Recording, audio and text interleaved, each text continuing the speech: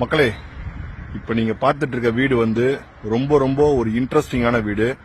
இது வந்து பாத்தீங்கன்னா நெதர்லாண்ட்ஸ், பெல்ஜியம் இந்த ரெண்டு கண்ட்ரிக்கும் நடுவுல இருக்கு இந்த வீடு. இந்த வீடை காட்டுறேன் பாருங்க. கோடு போட்டு பிரிச்சு வச்சிருக்காங்க பாருங்க.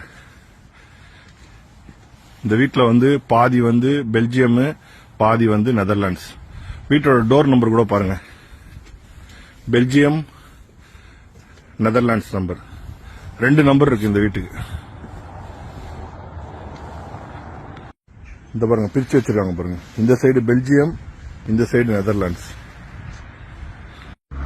சோ சிட்டி பேர் வந்து இந்த சைடு வந்து பார்லே நசாவ், இந்த சைடு வந்து பார்லே ஹெர்டாக். எனக்கு ஒரு டவுட், அதனால இங்க பக்கத்துல இருக்க நெய்பர்ஸ் கிட்ட கேட்டேன். ஆனா இப்போ வந்து இந்த வீட்டுல வந்து டாக்ஸ் கட்டணும் அப்படின்னா நெதர்லாண்ட்ஸ் கவர்மெண்ட் கட்டுவாங்களா, பெல்ஜியம் கவர்மெண்ட் கட்டுவாங்களா அப்படின்னு சொல்லி கேட்டேன். சோ அவங்க என்ன சொன்னாங்கன்னா, அது அவங்களோட விருப்பம். உள்ள இருக்காங்க இல்லையா, அவங்களோட விருப்பம்.